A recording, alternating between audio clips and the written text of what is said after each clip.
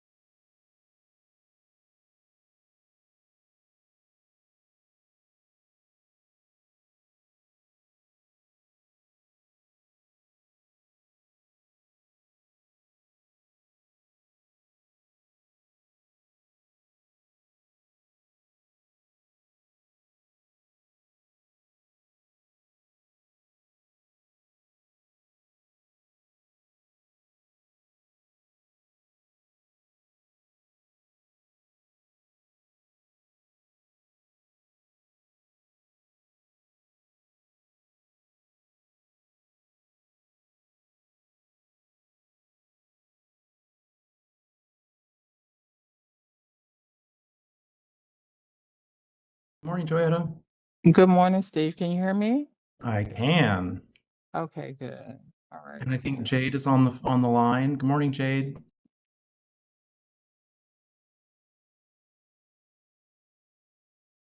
I can't hear you, but I can see you. So I know. I've been trying to, yeah. Hello. She's on. there we Okay, are. yeah. Yeah. Good morning. Good morning. And I'm not sure if you guys can see it on your end, but I do have a phone backup that's running. just in case the audio on my computer isn't working properly. Oh, Okay. okay. No, I don't see the phone. What's the phone number? Okay, it's going to be 443 443. 310 Uh-huh. 310. 7295. Okay.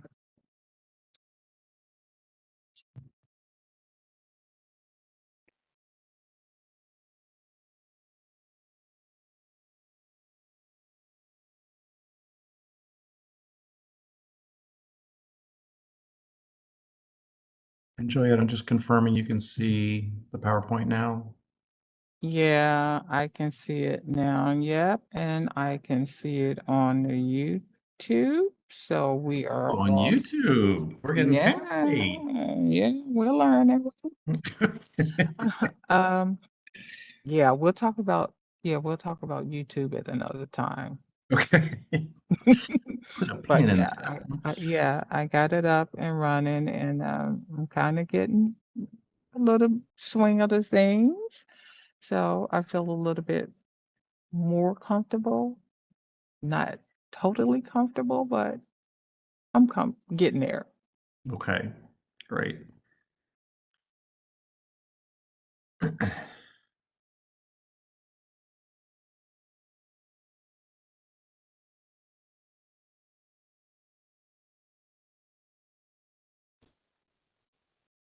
So Jade, the telephone number that you gave, you said in case your computer goes out. Um, explain to me how that actually works. So you will call in from your phone and continue to record. Is that how this would work?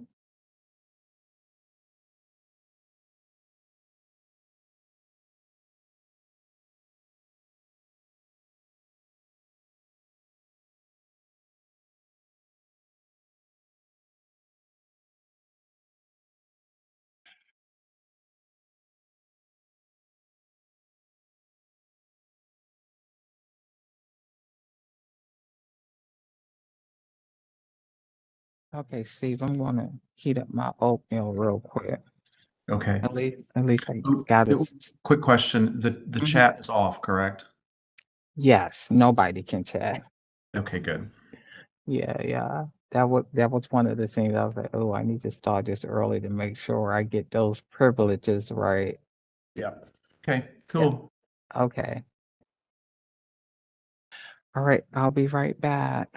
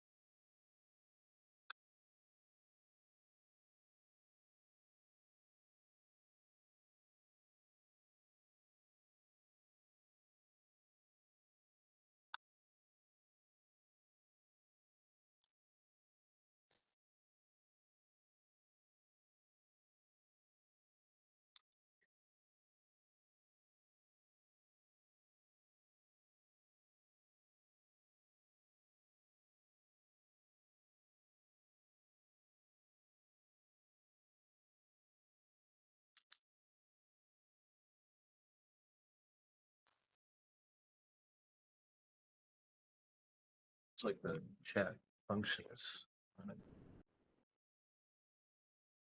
I was able to click it. Yeah, but nobody has any privileges. Okay. Yeah, see right here.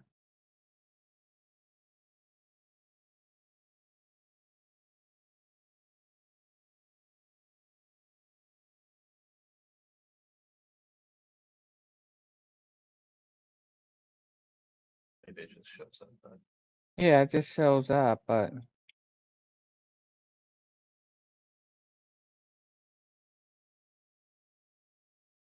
As long as nobody can use it. no. Says assign privileges. Select privilege that you want to assign. I'll check it there. Maybe it'll go away.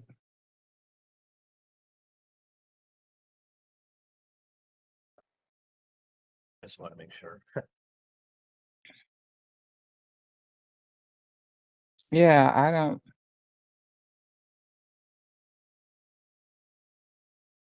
Maybe close chat. There it goes.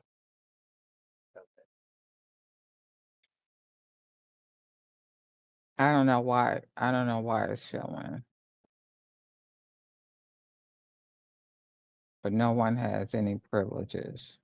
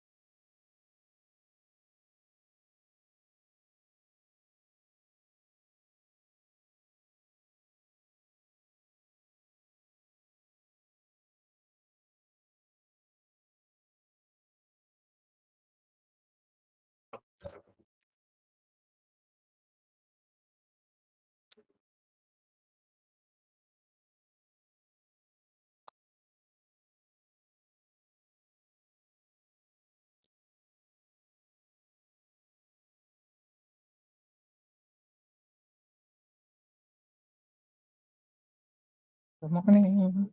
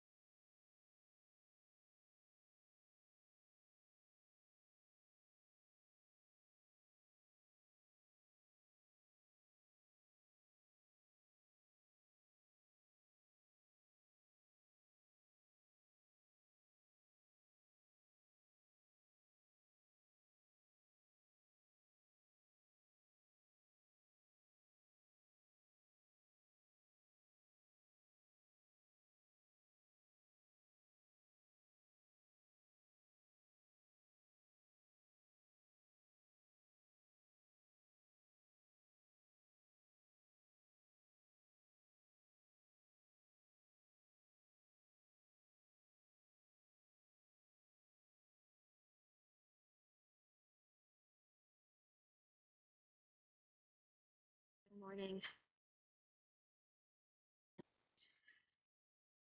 Welcome to the November 21st meeting of the DC Historic Preservation Review Board.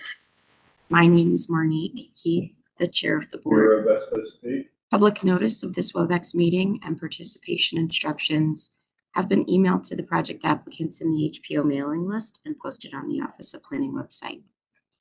The meeting is live streamed and archived on the Office of Planning's YouTube channel. Please be aware that if you're watching on YouTube, we will not be able to provide testimony. Those wishing to provide testimony must register in advance and join via WebEx. I want to ask each board member participating in today's meeting to now turn on your camera, and I'll do a roll call to identify who's present. Board member Auerbach.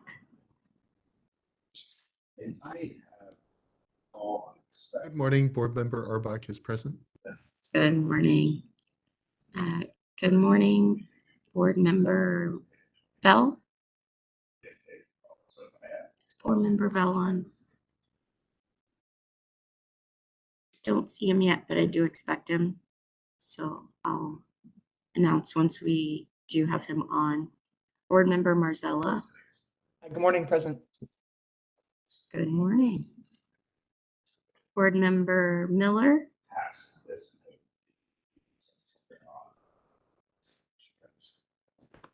It looks like Gabrielle is in the attendees and not in the participants. She can be switched over. Oh, maybe she was. Just so, Board Member Miller. Thank you. Good morning. Good morning. Board Member Failer. I see her. But she's muted. And Board Member Williams will not be joining us today. So, but we do have a quorum nonetheless. And so before we begin the meeting, I'll go over a few procedural points. First is that the camera function has been enabled for participants and board members. So at the beginning of each case, cameras can be turned off so the focus is on the presentation slides. When cameras are off, each person speaking should identify themselves. I'll first ask HPO staff to present their report and evaluation of the case. I'll then ask the applicant to present their project plans. HPO has preloaded the plans provided by the applicant and will advance the slides upon request. Following the applicant's presentation, we'll hear testimony from ANCs, community groups, and individuals who have registered to speak. The camera function is not available for those providing testimony. After all testimony has been presented and the board is ready to speak or to ask questions and deliberate, I'll ask the board members, staff, and presenters to turn on their cameras. After the board has finished deliberating and taken a vote on the project, cameras can then once again be turned off for the next presentation. In accordance with the ANC Act, the Historic Preservation Review Board is committed to giving careful consideration to the community and ANC comments that we receive. Our regulations require us to give great weight to properly adopted written recommendations of ANCs in the matters that come before us. To ensure that great weight is given, the board discusses and addresses each issue or concern raised in ANC resolutions as part of our deliberation and includes that discussion in the public record of the case as recorded in the live videos of our meetings. Following the meeting on the board's behalf, HPO archives the video recordings on the HPO website, keeping them accessible to the public. They prepare a written summary of the board's actions, which includes a report of our findings and conclusions on any issues and concerns raised in ANC resolutions, articulating particularity and precision or reasons why the ANC did or did not offer persuasive advice. And then they post the written record on the HPO website once following the meeting, keeping it permanently accessible to the public. We are now ready to discuss our consent calendar cases for today. And before we hear from board members, we do have one staff member who has a comment on a case. Yeah, thank you, Madam Todd. Chair. Thank you, Madam Sure. Chair. This is Todd Jones with HPO staff. I just want to make one clarification regarding item C in Cleveland Park for case number 25-41. This project involves two properties, 3500 Newark Street and 3312 35th Street, both of which have historic easements from the Lawn Fund Trust. The staff report said the applicant received support from the Lawn Fund Trust, but that is an error. Decision by the trust is still pending, and an email from the Lawn Fund Trust stating as such has been added to the case file. It should be noted that consent from the easement holder is not required for the board to take action today because this is a concept application, but consent will be required before the final permit can be approved by staff. Thank you. Okay, thank you for clarifying that. Does anyone else have comments on any consent calendar cases?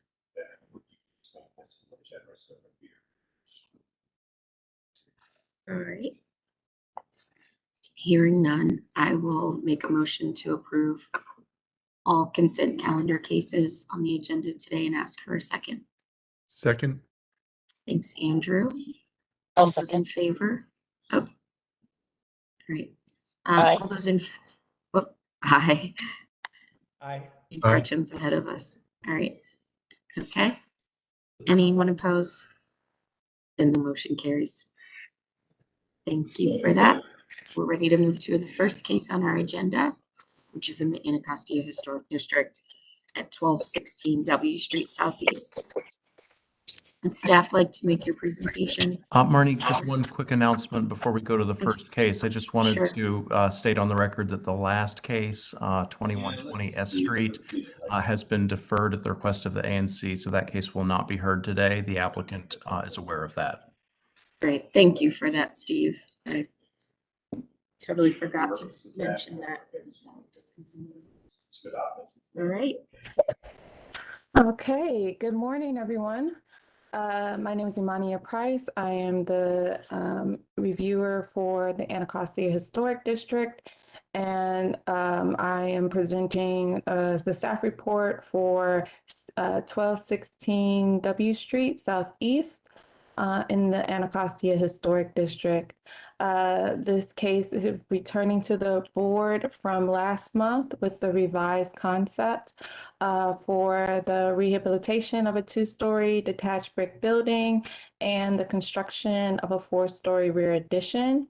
At the previous meeting, the board recommended several revisions, including reducing the height of the rear addition, adjusting the material colors to better align with the historic district, and removing the third story on top of the historic building. The revised design has included several changes to address those concerns.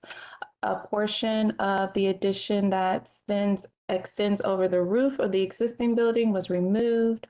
They were able to accommodate this by relocating a unit.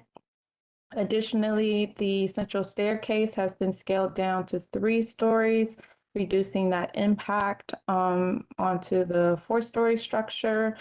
And the height of the 4-story rear addition has been reduced to a total of 42.9, which aligns with the height of the adjacent building at MLK. The material revisions have also been made.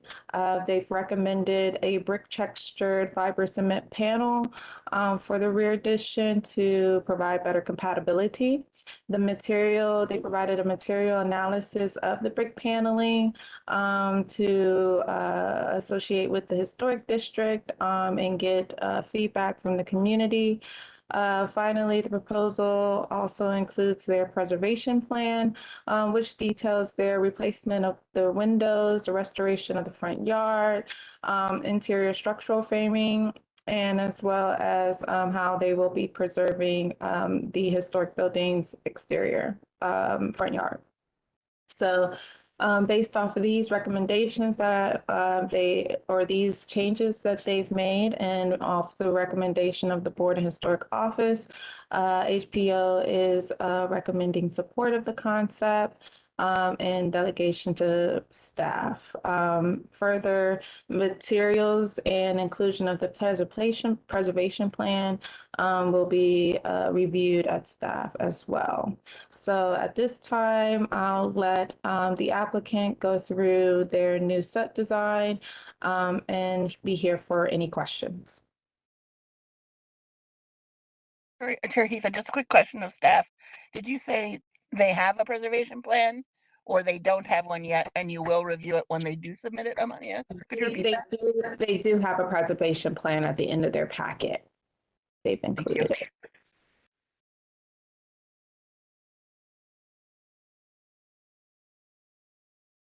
Good morning. This is Garima Gupta. I'm joined here with Michael Cross. We're the designers of this project. We are prepared to go over the full presentation. Please do let us know if you have any questions at the end. So we are here to present on behalf of the applicant for a project located at 1216 W Street Southeast. This is located in zone MU7B and is in Anacostia Historic District. The existing structure is a two-story commercial building, and we are proposing a four-story rear addition and to convert the existing building into a mixed-use building with the office space in the front of the existing building that is to be remain. After the revisions made to the massing, we're now proposing 4 units to be 2 bedroom, 1 bath, and 1 unit as 1 bed and 1 bath. The proposed volume and the use is designed to be matter of right as allowed in this MU7B zone, and the existing historic structure in the front is to be maintained. Next slide, please.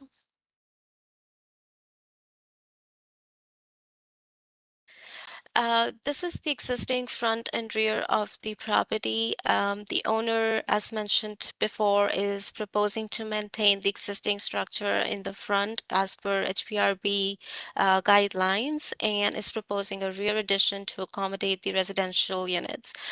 We've added some street views to give you a sense of like what kind of building surrounds this area, this property. Next slide, please.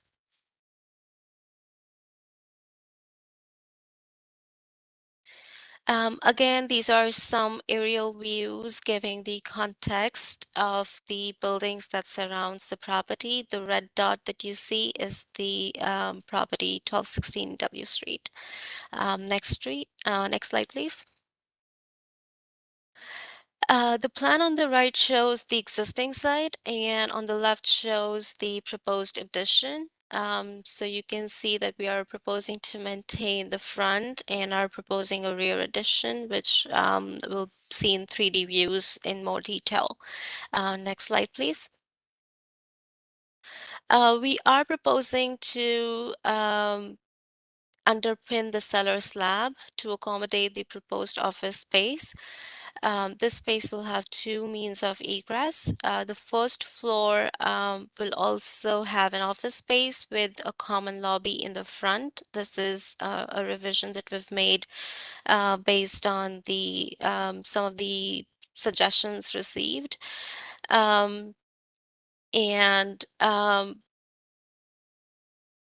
We have also added, if you look at the cellar plan, we've also added trash space and a maintenance access to the rear yard, which was also one of the suggestions, concerns received from the community. Next slide, please. The second floor has 2 residential units, one in front and one in rear, both accessed through the middle stair core. The third floor has a 1 bedroom, 1 bath unit, as well as a foyer space for the upper unit. So this is a significant revision that we've made. We were initially proposing a 3rd story addition in the front for the upper unit, and we have sort of like redesigned the rear unit to accommodate that required for space for the upper unit in the rear addition and convert this unit from 2 bedroom to be 1 bedroom. The stair in the middle have also been reduced to be 3 stories, and it continued to have storefront style windows to afford lightness to the structure and provide a transition between the new and the old. Next slide, please. This is the uppermost unit, and this was the layout, which is similar to lower floors, and it has 2 bedroom and 1 bathroom. On the roof plan, we were initially proposing a roof monitor, which is an additional structure on top of the roof, and have clear story windows. And we it was we received some concerns about that structure, and we are now proposing traditional skylight to provide light to the upper unit, and have made that revision, keeping the suggestions, um, in like keeping with the suggestions received. Next slide, please. As noted earlier in my presentation, we've met with the OP and have worked with ANC and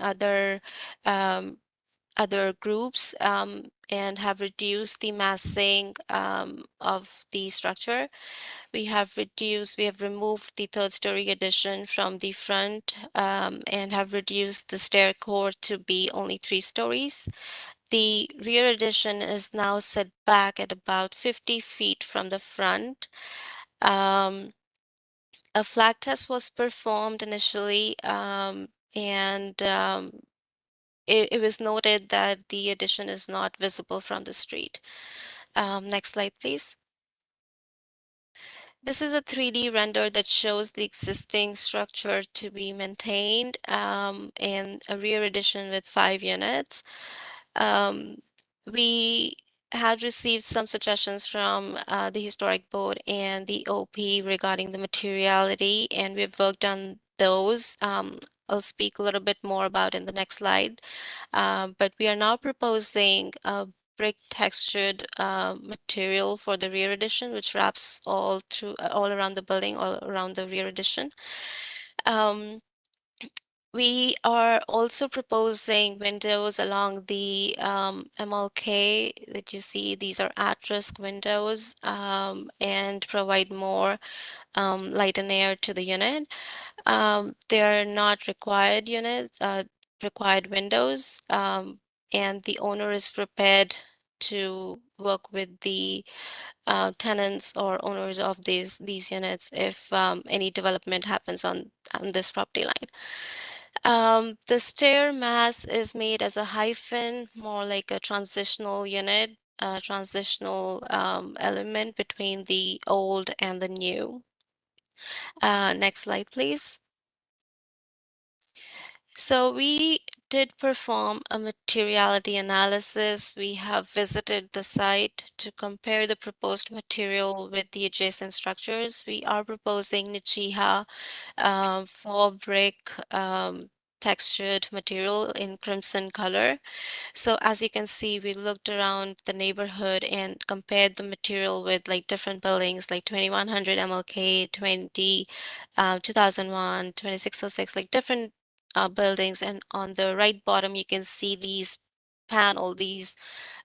proposed material along compared to the existing brick. And we believe that this is very close to what the existing brick is in the surrounding buildings. One of the other concerns that we had received, or I should say more like a question received, was the connection of these panels. And in this image that you can see shows 2 panels joined together. So they have a profile which allows them to sit on one another and have a seamless connection. Next slide, please. This is a rendering showing the proposed project from the corner of W Street and MLK Junior Avenue. And as you can see, the proposed addition is at the same height as the existing structures surrounding the property. and is set back sufficiently to not impact the historical language of the neighborhood. Next slide, please. We are also showing the street context to really show how the rear addition is connected or is speaking the same language as the surrounding buildings. And we are showing assumed height of 2100 MLK building, which is right behind the proposed. And as you can see, the proposed addition is not higher than the adjacent buildings. Just a quick note, we have also worked internally to reduce the height of the building. We have reduced the internal interior ceiling heights from 9 feet to 8 foot 6 inches to reduce the overall height of the building. Next slide, please. So this is a comparison that we've prepared just to give a sense of how much the project has changed since its inception in May 2024. So we were initially proposing a 6-story because this is an MU7B zone. So per zoning, it can be a huge mass. So initially we were proposing it to be a 6-story building with rear addition starting from like the middle of the existing structure, which is acceptable in some cases.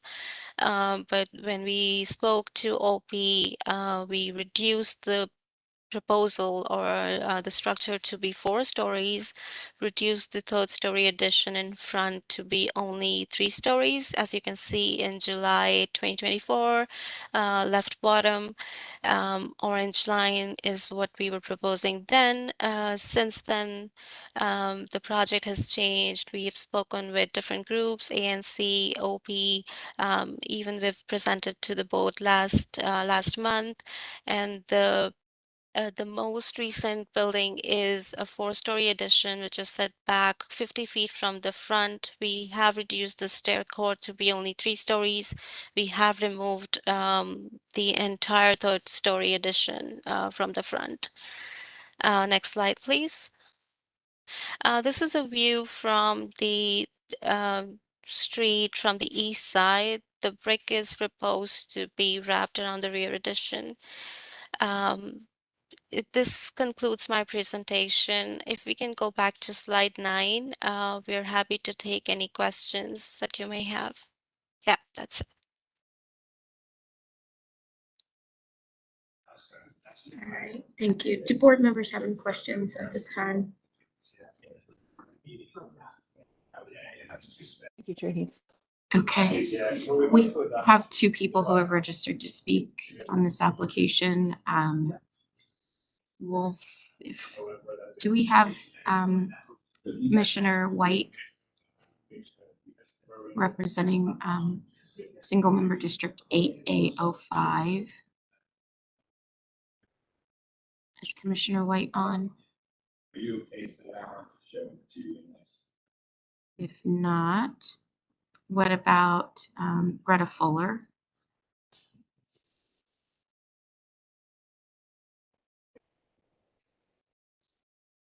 Do you see either of them?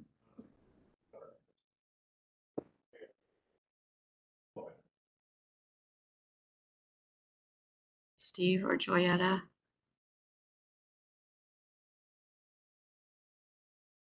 No. Okay. Yeah, Chair Heath, I don't see them either. I don't see any phone numbers either where you can identify. Yeah, Doesn't neither look at of either. them are on. Okay. All right. Then we'll keep moving. To come back to the board for any questions anyone might have. It's not really a question, but it's more a statement of, it's more a statement. Sure. That when you look at the elevation drawings, while it may be true that whatever the supposed height of the large commercial building is and the height of this building, from grade, certainly the commercial building is taller, but because of the slope of the street, the elevation clearly shows that mid-block building is slightly taller, at least in the documents that we've been provided. Okay. I think the testimony from the applicant was that the building is shorter, which in fact, from grade, perhaps that's true, because the AT&T height is assumed. But when you look at it in the elevational drawing, that's not true because of the change in grade. It go, the street slopes up. Okay, got it. Thank you for clarifying that, Gretchen. I was looking at the file again. It looks like we have a letter from Commissioner Robin McKinney, but it doesn't, the way it's written, it doesn't appear to represent the full ANC. There's no mention of a vote by the ANC. Although it's written on ANC letterhead, it is all written as this commissioner's personal support for the project. So, Marnice, you could ask the applicant. I believe the ANC had a meeting either last night or this week on a vote for it, and I believe that's what Ms. Jamila was going to call. So maybe the applicant has more information on if that if they were able to get the vote on this week. okay. Can you clarify as the applicant? Yes, yes, we met with ANC last night and the project was approved by ANC by 400. So we met with them and they've approved it. Okay, all right, great. Thank you for adding that. Could you also talk a little bit, since Ms. Fuller is not here to talk about the conversations that you had with the preservation group, could you talk a little bit about the meetings you had and the things that they focused on and what you were able to change specifically? And if there was things that you weren't able to modify, if you would let us know those too from the discussions that they had.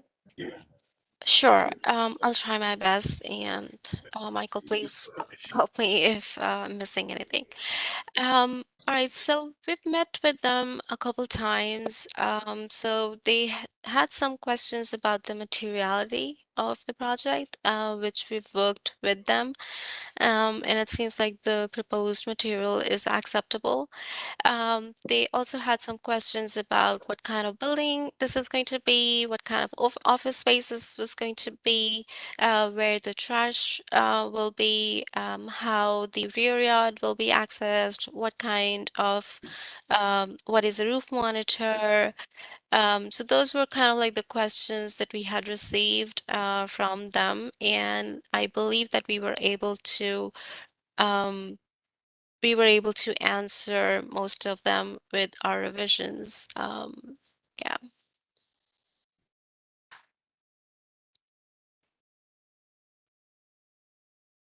Did you have any follow-ups, Gretchen? No, I just hopeful to have the summary because I think usually they would provide that for us. So it's just good to know that the dialogue's been there.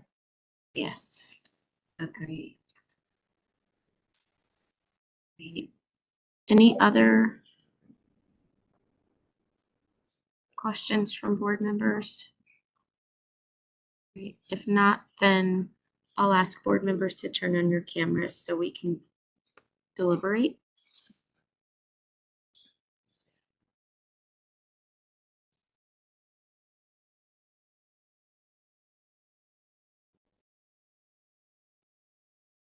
Would anyone like to start?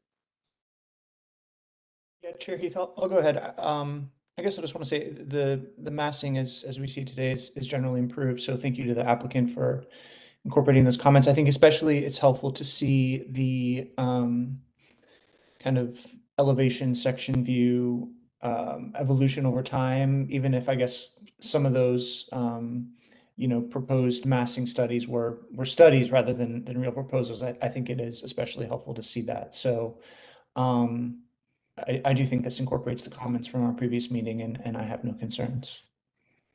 I would agree. All right. Then, unless anyone has anything further to add, I will make a motion to support the proposed concept and ask for a second. Second. Thanks, Gretchen. All those in favor, say aye. Aye. Aye. Aye. Aye. Okay, anyone oppose? Great, so the motion carries. Thank you all. Thank you. We can move on to our next application, which is in the Downtown Historic District at 616 I Street in the rear. Chair Heath, I had a statement to make about this case, if that's okay. Sure. I testified before the board around 2014 as a consultant regarding this property, or I guess an earlier iteration of this proposal. At that time, I testified that the building contributed to the Downtown Historic District based on a variety of factors: historical use, architectural character, period of development, that sort of thing. So that was an entirely separate issue from what's being presented to the board today, which is that it should no longer contribute based on loss of physical and structural integrity. So I don't feel that my earlier testimony compromises my ability to review this case impartially, but I just wanted to make that known for everyone's awareness and consideration before the presentation begins. Okay, and you are no longer consulting on this project? Correct, and have not been since that time. Okay, all right. Thank you for disclosing that. Thank you. All right. Staff like to present? Sure. Yeah. Good morning. This is Steve Calcott. This is a proposal to reclassify the building, which has the address of 616 Rear I Street Northwest in the Downtown Historic District. As you see here in the photograph, it's a 5-story warehouse. It's concrete frame, concrete slab, with its side walls composed of hollow tile and brick infill between the structural columns. It was built in 1922 as a furniture storage warehouse. It's on the same lot as an 1880s row house that fronts on I Street, but they are completely separate buildings. To just give a little bit of procedural history on this project, about 10 years ago, between 2013 and 2015, the board considered a series of concept designs that included this site as part of a proposal by the same applicant, Monument Realty, to redevelop a series of townhouses that face on I Street, as well as several of the alley buildings along this alley for a mixed-use, primarily residential project.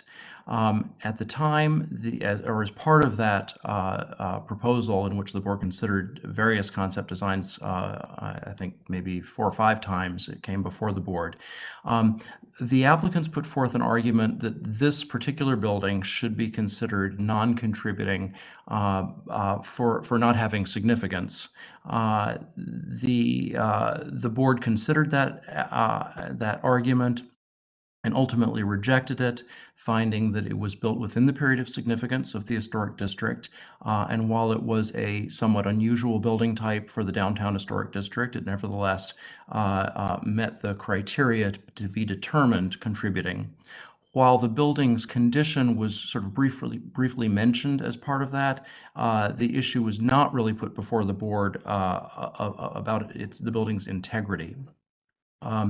The applicants ultimately developed a concept that the board approved. However, it included demolition of this building, and so therefore the board didn't find that component of the project to be consistent with the act. And the applicants sought and obtained approval from the mayor's agent to demolish the building to construct a project of special merit. Since that time, for about 10 years now, the applicants have been seeking financing for that project, but are in the process of rethinking it and have had conversations with the Historic Preservation Office about doing a much smaller project, one that would be stick-built construction rather than concrete frame, and one in which they are seeking not to go back to the mayor's agent. The approval for the demolition of this building is contingent on the execution of that approved project. And so if the project changes, the mayor's agent approval of the demolition of this building does not convey. And so the applicants have taken a fresh look at this building and initially thought, okay, we're going to have to save it because we don't want to go back to the mayor's agent, and hired a structural engineer to evaluate it. In that evaluation, which is a part of the record, the SKNA structural engineers cite a number of problems, though, related to this building, specifically the widespread delamination and delamination of the concrete caused by the oxidation of the steel reinforcing. They estimate roughly 50% of the concrete columns are compromised in this way, and that between 35 and 40% of the concrete slabs are showing stress cracking from corrosion of the structural steel. They based their findings on using sounding, using a delamination detection tool. On the lower portions of the building, they did not scaffold the full building and do this. However, based on the photographs submitted and just observation, you can see that it's relatively widespread on the east and west side elevations of the building. And they cite that according to the 2015 International Existing Building Code, the building qualifies as suffering from substantial structural damage. So based on that and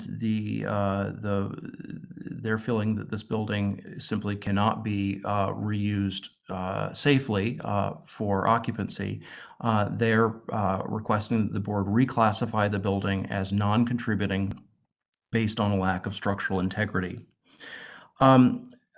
I will disclose that the Historic Preservation Office staff does not have particular expertise in structural engineering. We do not have a structural engineer on staff, nor do we have as much experience working with concrete frame buildings as we do with wood frame and traditional masonry construction.